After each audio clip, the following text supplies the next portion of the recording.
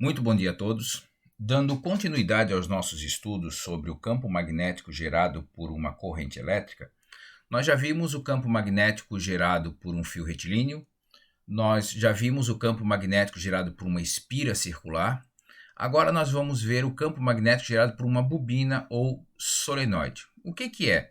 A bobina ou solenoide nada mais é do que um monte de fio enrolado, um ao lado do outro, e cada um vai dando a sua contribuição para o campo magnético que é gerado no centro desse solenoide. Se você para olhar e volta algumas páginas atrás aí da sua apostila, do seu material, você vai perceber que isso aqui ficou muito parecido com um ímã. Tanto é que daí o que acontece? Nós vamos ter aqui um polo sul, um polo norte, tá? O campo magnético dentro do meu ímã vai do polo sul e vai do polo sul para o polo norte, e fora do meu ímã ele sai do norte e entra no sul. Então quer dizer que esse solenoide ele vai ser um eletroímã perfeitinho que vai funcionar, que é uma maravilha, ok? Bom, aqui quando você vai usar a regra da mão direita, você vai precisar ficar atento nos seguintes detalhes. Por exemplo, aqui, ó. Aqui eu tenho, deixa eu tentar colocar uma outra cor aqui. Aqui eu tenho a corrente elétrica entrando, e quando chega aqui, ela vai para esse lado. Então quer dizer que ela vai fazer esse movimento circular aqui e sair aqui. Se por acaso ela viesse até aqui e fizesse para cá, seria completamente diferente. Então você vai sempre precisar ficar atento como que essa corrente elétrica está chegando, né, no meu solenoide, para saber se ele está indo no sentido horário, a corrente elétrica ao longo do fio enrolado, né, do meu solenoide, ou no sentido anti-horário. Por quê? Sentido horário ou anti-horário, ele vai fazer toda a diferença para a minha regra da mão direita, certo? Então, a regra da mão direita é o que continua valendo. Então, por exemplo, aqui, eu vou ter a minha mão ou por dentro ou por fora do meu solenoide.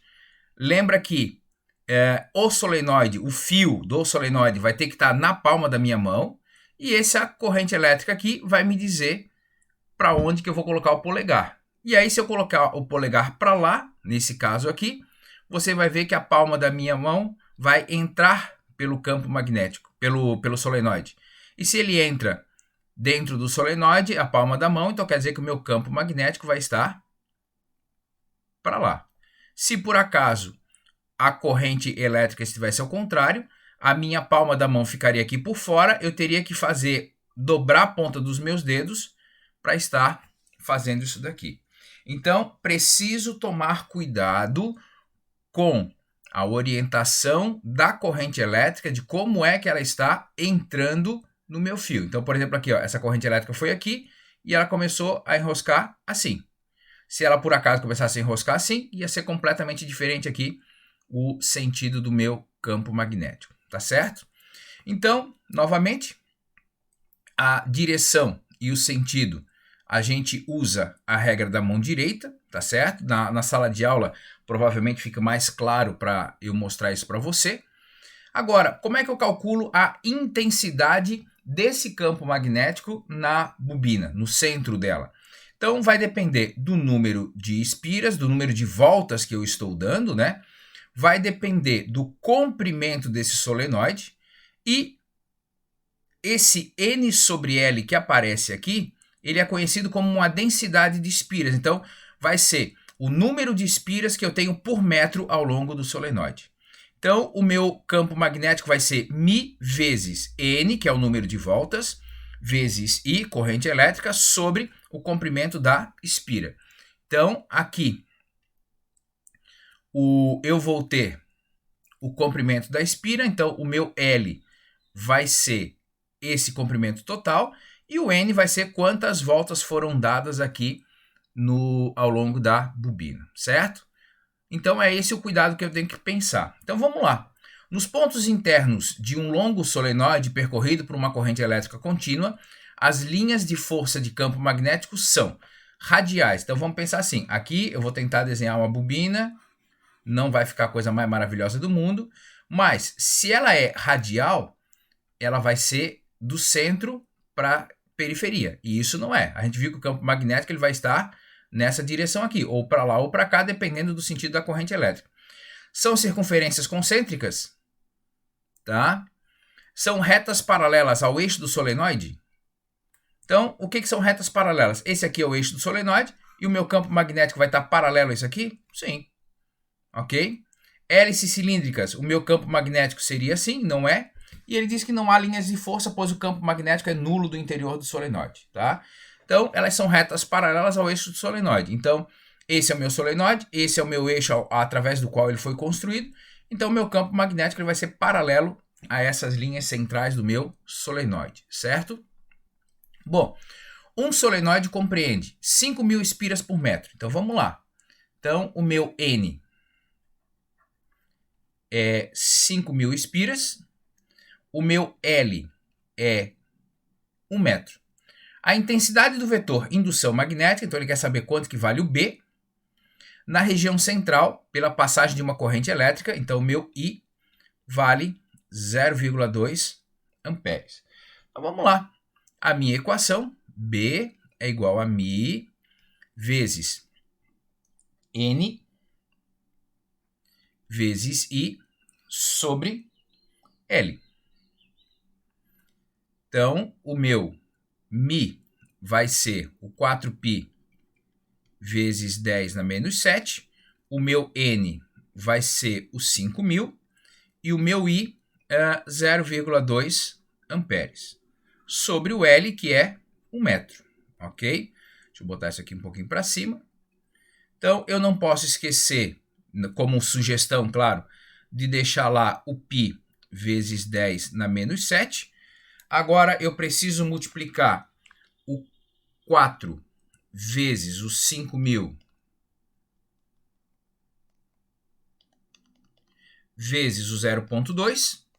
Isso aqui deu 4.000. Agora, para deixar na notação científica 3 casas para cá, tá? Então, vai fechar 4π vezes 10 na menos 4 Tesla. Bom, eu tenho aqui o 4 vezes 10 na menos 4, mas cadê o π? Tá? Então, nessa questão aqui é nenhuma das alternativas anteriores, tá certo? Se você fosse fazer aqui o π 3,14, isso aqui daria aproximadamente 12 vezes 10 na menos 4 Tesla, que daria aproximadamente 1,2 vezes 10 na menos 3 Tesla, que também não está aqui entre as alternativas, tá certo? Então, não tem nenhuma das alternativas aqui que dê esse valor, tá?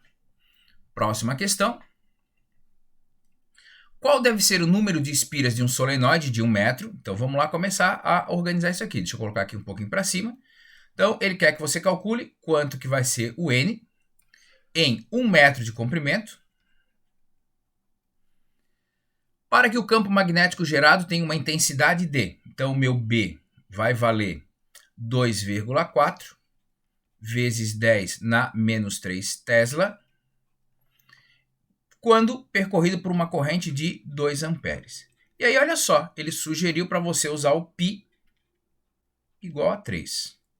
Então, vamos lá. B é igual a μ vezes N vezes I sobre L. Então, o B, 2,4 vezes 10 na menos 3. O μ, 4π, bom, mas o π é 3, vezes 10 na menos 7. O N é o que eu quero calcular. O I é 2 e o L é 1. Então, vou jogar aqui para cima, mais um pouquinho, para a gente poder continuar fazendo as nossas contas. Então, eu vou ficar com 2,4 vezes 10 na menos 3. 4 vezes 3, 12. 12 vezes 2, 24. Vezes N. Sobre 1, não faz diferença, né? Então, eu já vou fazer esse ajuste aqui. Então, isso aqui vai ficar 2,4 vezes 10 na menos 6. Então, aquele valor está lá multiplicando. Ele vai vir para cá, dividindo. Ah, Salésio, mas por que você fez esse ajuste aqui? Porque agora eu posso cortar aqui, né? O 2,4 com 2,4. Trabalhar com potência é o expoente de cima menos o expoente de baixo, tá certo? E aí quando eu faço essa conta aqui, esse meu N vai ser igual a 10 na 3, ou seja, 1000 espiras, ou 1000 voltas, para poder ter o campo magnético com essas características. Espero que eu tenha conseguido me fazer entender, e qualquer coisa me chama lá para a gente poder resolver as suas dúvidas. Um grande abraço a todos, tchau, tchau.